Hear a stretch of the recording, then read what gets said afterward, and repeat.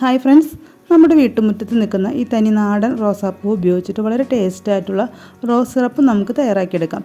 റെസ്റ്റോറൻറ്റുകളിലൊക്കെ falooda, pudding, juice ഒക്കെ എല്ലാത്തിനും ഒട്ടുമിക്ക ഐറ്റങ്ങൾക്കും ഉപയോഗിക്കുന്ന ഒന്നാണ് റോസ് സിറപ്പ്. അപ്പോൾ നമുക്ക് വളരെ ഈസി ആയിട്ട് റോസ് സിറപ്പ് തയ്യാറാക്കിയെടുക്കാൻ നോക്കാം. ഒരുപാട് ആയുർവേദ ഗുണങ്ങൾ അടങ്ങിയ ഒന്നാണ് നമ്മുടെ ഈ റോസാപ്പൂവ്. This is Dhanya's Soni and welcome to our Dhanya's world. പാത്രത്തിൽ ഒരു 200 ml വെള്ളം എടുത്ത് വെച്ചിട്ടുണ്ട്. അതിലോട്ട് കുറച്ചധികം റോസാപ്പൂ ഇട്ട് കൊടുക്കുന്നുണ്ട്. അപ്പോൾ റോസാപ്പൂ നല്ല ഫ്രഷ് റോസാപ്പൂ വേണമെങ്കിൽ ഉപയോഗിക്കാം, അല്ലെങ്കിൽ ഒന്ന് നമ്മൾ പൊട്ടിച്ച് വെച്ചതിന് ശേഷം ഇതുപോലെ ഡ്രൈ ഒക്കെ ആയിട്ടുണ്ടെങ്കിൽ ആ റോസാപ്പൂ ആയാലും കുഴപ്പമൊന്നുമില്ല.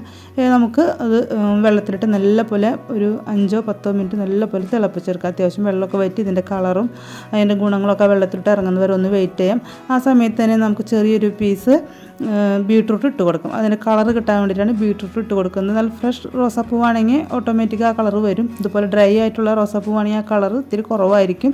അപ്പോൾ നല്ലപോലെ കളർ കിട്ടാൻ വേണ്ടിയിട്ടാണ് നമ്മൾ ബീട്രൂട്ടിന് ചെറിയൊരു പീസ് ഇട്ട് കൊടുത്ത് നല്ലപോലെ ഒരു 10 മിനിറ്റ് തിളച്ചതിന് ശേഷം നമുക്കതിൽ അരിപ്പ വെച്ച് ഇതുപോലെ ഒന്ന് ഊറ്റിയെടുക്കാം. വീണ്ടും ഒരു പാത്രത്തിലോട്ട് ഇത് മാറ്റി കൊടുക്കാം. ഇനി ഇത് വീണ്ടും നമുക്ക് ഗ്യാസ് ഫ്ലെയിം ഓണാക്കി വെച്ചതിന് ശേഷം അതിലോട്ട് 150 ml ഷുഗർ ചേർത്ത് കൊടുക്കാം.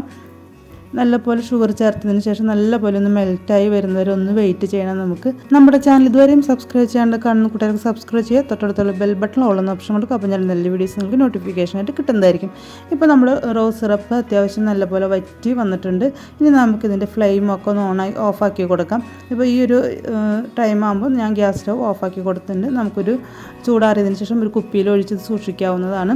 വളരെ ഈസി ആയിട്ട് തന്നെ നമുക്ക് നമ്മുടെ റോസ് സിറപ്പ് ഇവിടെ തയ്യാറാക്കി എടുത്തിട്ടുണ്ട്.